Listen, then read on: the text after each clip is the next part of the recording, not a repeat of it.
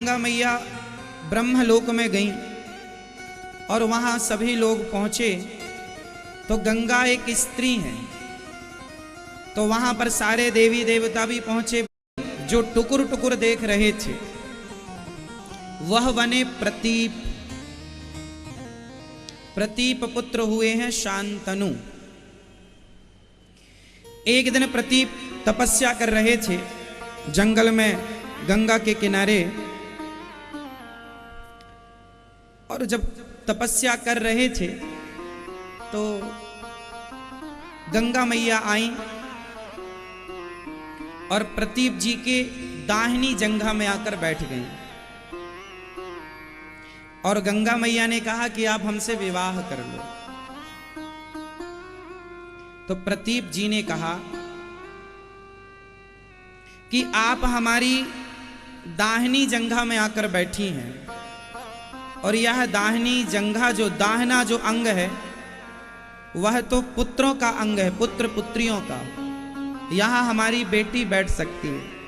यदि तुम्हें मुझसे विवाह करना था तो मेरी बाईं जंघा में आके बैठना था, क्योंकि वामांग होती है ना स्त्री। तुम मेरी बाईं जंघा में आकर बैठती तो मैं तुमसे विवाह कर लेता। अब तुम मेरी दाहिनी जंघा में आकर बैठी हो, इसलिए तुमसे मैं विवाह नहीं करूंगा, पर मेरा बेटा है वह तुमसे विवाह करेगा। देखिए जरा कितनी बड़ी मर्यादा है ना। ये छोटी सी बात है कि एक गंगा मैया कितनी सुंदर रही होंगी, वह आकर बैठी ऑफर कर रही हैं हमसे विवाह करिए। और वह केवल इसलिए विवाह नहीं करते कि तुम मेरी पुत्र की जगह पर आकर बैठ गई हो। ये मेरी बेटी की जगह है। ये मेरे बेटा और मेरी बेटी इस जंघा में आके बैठते हैं। यदि बेटी मेरी दाहिनी जंघा में आकर बैठ जाए तो बाप अपनी बेटी से प्यार करता है, मेरी बेटी मेरी बेटी। और बाईं जंघा में बाईं तरफ पत्नी ही बैठेगी। ये मर्यादा है। कौन किस तरफ बैठेगा, किसकी जगह कहाँ है, ये शास्त्र मर्यादा में बांध के रखे हैं सब चीजें। तो तुम दाहिनी जंघा में आकर बैठी हो, इसलिए जाओ, मेरे बेटे से मैं तुम्हारा विवाह। गंगा मैया तैयार हो गई। प्रतीप पुत्र शांतनु से गंगा जी का विवाह संपन्न हुआ। गंगा मैया ने विवाह किया, पर एक शर्त थी।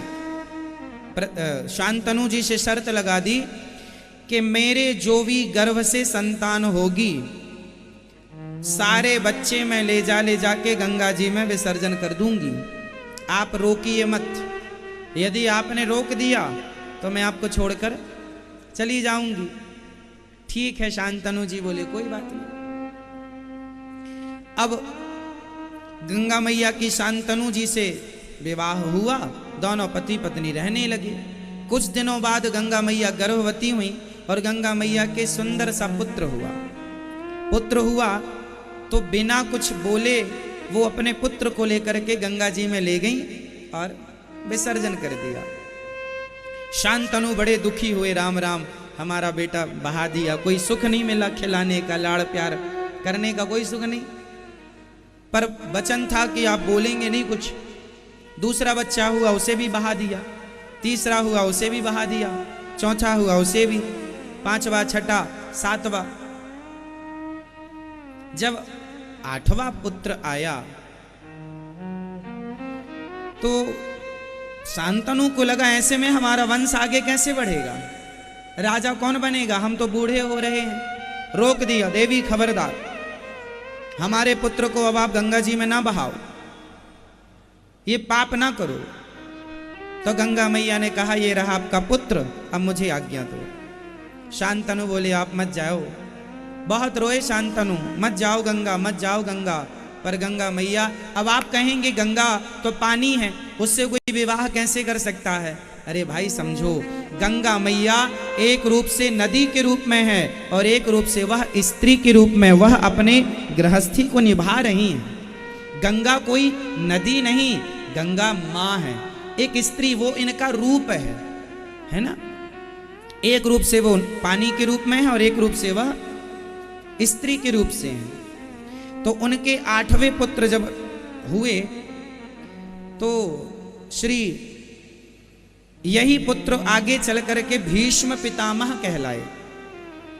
गंगा पुत्र ये शांतनु के पुत्र क्या कहलाए, अभी भीष्म पितामह छोटे से थे, माँ तो चली गई, माँ का लाड़ प्यार पितामह को मिला नहीं, तो पिता ही माँ की तरफ पालन करते थे। शांतनु ही भीष्म जी का पालन पोषण करते थे। और